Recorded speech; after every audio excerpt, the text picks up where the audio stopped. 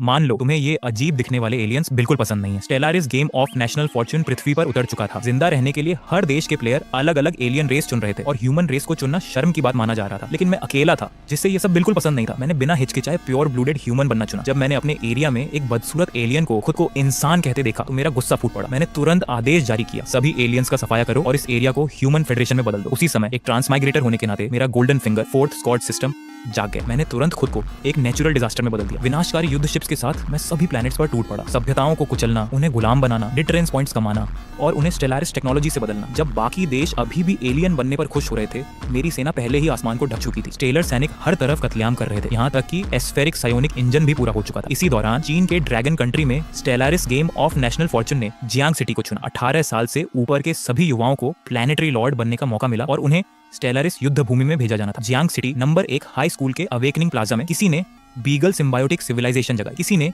A grade slime race हासिल की। Alien race अपनी जबरदस्त जीवित रहने की क्षमता के कारण अब सबसे बेहतरीन विकल्प बन चुकी थी। ड्रैगन कंट्री पहले इंसानों पर भरोसा करती थी, लेकिन लगातार हार झेलती रही। दूसरे देशों को एलियंस के सहारे उभरते देखकर लोगों का विश्वास टूट चुका था। अब शुद्ध इंसान चुनना मौत को बुलाने जैसा माना जाता था। उसी समय स्कूल के सबसे हैंडसम लड़के के रूप में मेरे मंच पर आते ही चारों तरफ चीखें गूंज उठी। फैंगर्ल्स उम्मीद कर रही थी कि मैं कोई ताकतवर और रेस चुनूं, लेकिन एक ट्रांसमाइग्रेटर और अनुभवी खिलाड़ी होने के नाते मुझे एलियंस की यह पूजा बेहद नफरत भरी लगती थी। जैसे ही मैं अवेकनिंग करने वाला था, एक नीली रोशनी चमकी। सी ग्रेड सभ्यता का चिन्ह देकर लोग निराश हो गए, लेकिन इंसानियत बचाने और किसी एलियन रेस को चुनने के बीच मैंने बिना झिझक इंसानों को चुना। C grade United Nations of Earth human race locked. मेरे इस फैसले पर चारों तरफ मजाक उड़ाया गया। जापान के खिलाड़ी की रेडिएशन कॉकरोच सिविलाइजेशन की तुलना मुझसे की जाने लगी, लेकिन मुझे कोई फर्क नहीं पड़ा। अगले ही पल मेरे दिमाग में आवाज गूंजी, फोर्थ स्क्वाड सिस्टम सफलतापूर्वक लोड हो चुका है। मैं तुरंत समझ गया कि मेरे हाथ में स्टेलारिस की सबसे खतरनाक ताकत आ चुकी है, एक ऐसी शक्ति जो किसी नेचुरल डिजास्टर से कम नहीं थी। तभी उससे भी बड़ा झटका लगा। स्कूल की सबसे खूबसूरत लड़की सु वानचिंग मंच पर आई। उसके चारों तरफ सुनहरी रोशनी फैल गई। वह ड्रैगन कंट्री के इतिहास की पहली एस ग्रेड सभ्यता अवेकनर बन चुकी थी। पूरा देश